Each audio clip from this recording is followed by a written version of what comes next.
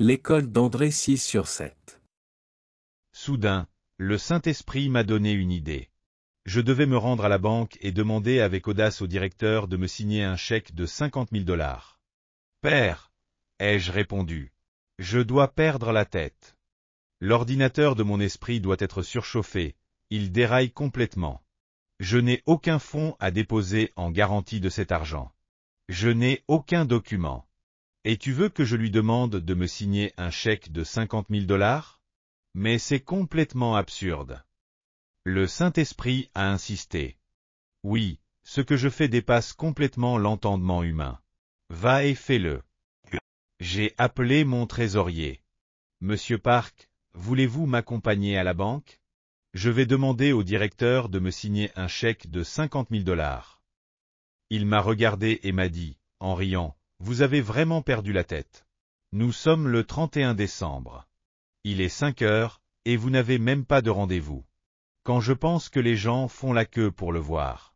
Sans compter que nous n'avons aucune garantie à donner pour le remboursement d'une telle somme. Nous n'avons rempli aucun document. C'est insensé. Non, je préfère rester ici. Si vous voulez y aller, allez-y, mais je ne veux pas avoir l'air ridicule. D'accord, lui ai-je répondu. J'y vais avec une intelligence renouvelée, mais vous êtes enfermé dans un état d'esprit traditionnel. J'ai pris la voiture et je me suis précipité à la banque. Le parking était archi-comble, mais j'ai quand même réussi à y trouver une place. Je suis ensuite entré dans la banque. Humainement parlant, il m'était impossible de rencontrer le directeur. Le bureau de sa secrétaire regorgeait de monde. Ô Saint-Esprit, ai-je prié, je viens de loin. Donne-moi quelques instructions supplémentaires, s'il te plaît. Le Saint-Esprit m'a répondu, sois courageux. Fais preuve de hardiesse. Comporte-toi comme quelqu'un d'important. Ne prête pas attention aux autres. Entre dans le bureau du directeur. Je me suis donc redressé, et je me suis dirigé vers le bureau du directeur. Sa secrétaire m'a demandé, « Monsieur, où allez-vous » Je l'ai regardé droit dans les yeux, sans rien dire. Elle m'a demandé de nouveau, « Monsieur, qui êtes-vous? Avez-vous un rendez-vous? Qui êtes-vous » Soudain, j'ai eu une inspiration. Je suis envoyé par la plus haute autorité, lui ai-je répondu. Je voulais parler de Dieu, mais elle a pensé que je venais de la part du président de la Corée du Sud, car dans notre pays, le président est la plus haute autorité. Croyant que j'étais un émissaire du président, elle a changé d'attitude. Elle est devenue polie et prête à m'aider. Vous êtes envoyé par la plus haute autorité, a-t-elle demandé. Oui. Vous pouvez entrer. Puis, se tournant vers ceux qui attendaient, elle a ajouté, « Ce monsieur doit passer en premier. » Elle m'a fait passer devant les autres et m'a fait entrer dans le bureau du directeur de la banque. En entrant, j'ai prié, « Ô Saint-Esprit, maintenant, je ne peux faire marche arrière. Mais que puis-je faire, ô juste ?» L'Esprit du Seigneur était sur moi, et, comme il en avait été avec d'autres hommes de foi, il m'a rendu courageux. L'Esprit ne cessait de me répéter, « Tu es un enfant du roi, tu es une personne importante. Continue de te comporter comme la personne importante que tu es. » Je suis donc entré fièrement et je me suis assis sur le sofa, dans une position décontractée. Le directeur est entré quelques instants plus tard, m'a salué avec un grand sourire et m'a tendu la main, en me demandant, « Quel genre d'affaires dirigez-vous?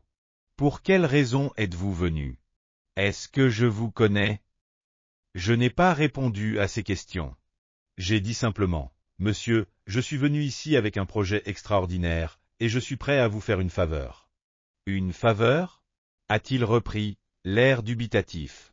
Si vous me faites une petite faveur, je vous offre 10 000 nouveaux comptes en banque, pour le début de la nouvelle année, lui ai-je dit. 10 000 nouveaux comptes. S'est-il exclamé. Prenez l'écouteur et appelez la police.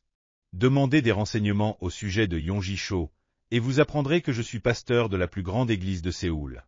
Cette assemblée a plus de 10 000 membres, et j'ai une grande autorité sur chacun d'eux. Je peux demander à chacun d'eux de transférer son compte dans votre banque pour le début de la nouvelle année.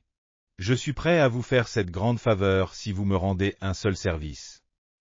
Il a aussitôt appelé sa secrétaire, pour qu'elle vérifie ce que je venais de dire. Tout s'est avéré exact. Il m'a alors demandé, « Quelle est donc cette faveur que je pourrais vous faire? Vous pouvez me signer un chèque de 50 000 $, lui ai-je répondu. Je n'ai pas le temps de remplir toutes les formalités, mais vous êtes un homme d'affaires. Quant à moi, je suis l'homme d'affaires du roi. Bien des fois, un homme d'affaires se lance dans une entreprise importante sans rien d'autre que sa foi et sa confiance, afin de montrer qu'il est sûr de réussir. Les petites affaires ne peuvent se traiter sans formalité, mais lorsqu'on traite avec des parties importantes, on évite ces choses et l'on fait confiance que l'affaire va réussir. Si vous êtes un homme d'affaires important, et je crois que vous l'êtes, vous allez faire cela pour moi. Le directeur a appelé le directeur adjoint, qui a dit « On ne peut pas faire cela. C'est du suicide. Vous serez responsable personnellement. Il ne s'agit pas de 5 000 $, mais de 10 fois plus. Cet homme n'a pas de garantie, pas de document. On ne peut pas. Si vous ne voulez pas le faire, ai-je ajouté, je connais bien d'autres endroits où aller. Je peux faire cette faveur, par exemple, à la banque Cho-Eung. » L'homme s'est assis et a secoué la tête. Puis il a ajouté, « Monsieur, c'est drôle. Je n'ai jamais eu une telle sensation dans ma vie. Je vous fais confiance. Si je ne vous faisais pas confiance, je ne ferais jamais une chose pareille, mais je vous aime bien. Vous êtes hardi, et j'aime ce genre de foi. Je vais mettre ma carrière et ma vie entre vos mains en faisant cela, et je ne le referai sans doute jamais. Mais cette fois-ci, je vais prendre le risque. Apportez-moi un chèque de 50 000 $, a-t-il dit à son adjoint. Je vous fais confiance. Je crois que vous tiendrez votre promesse, m'a-t-il dit, tout en signant un chèque de 50 000 $ sur son compte personnel. En sortant du bureau du directeur avec mon chèque, j'avais l'impression de mesurer 3 mètres de haut. Encore une fois, je me trouvais à l'école d'André. J'ai déposé l'argent à la banque, juste avant la fermeture, à 6 heures. J'étais sauvé. Très souvent, Dieu attend la dernière minute. Lorsque vous renouvelez votre intelligence et que vous apprenez à marcher avec Dieu, vous devez persévérer jusqu'à la fin. N'ayez jamais peur. Renouvelez constamment votre manière de penser. Ne vous laissez jamais enfermer dans des raisonnements par trop traditionnels. Étudiez plutôt la parole de Dieu. C'est le manuel qui vous permettra de renouveler votre intelligence et de remplir votre pensée d'idées positives. Vous apprendrez ainsi à penser en termes de miracles. Alléluia! Avez-vous reçu beaucoup de grâce à travers ce livre? Je vous bénis de tout mon cœur au nom du Seigneur pour que vous soyez de plus en plus armés de la parole de Dieu et remplis du Saint-Esprit, afin que vous meniez une vie victorieuse dans ce monde. Si vous avez aimé cette vidéo, n'oubliez pas de vous abonner à la chaîne, d'activer les notifications et d'appuyer sur le bouton « J'aime ». Cela nous aide beaucoup à préparer plus de vidéos remplies de grâce. Nous nous retrouverons avec joie dans la prochaine vidéo. Que Dieu vous bénisse grandement.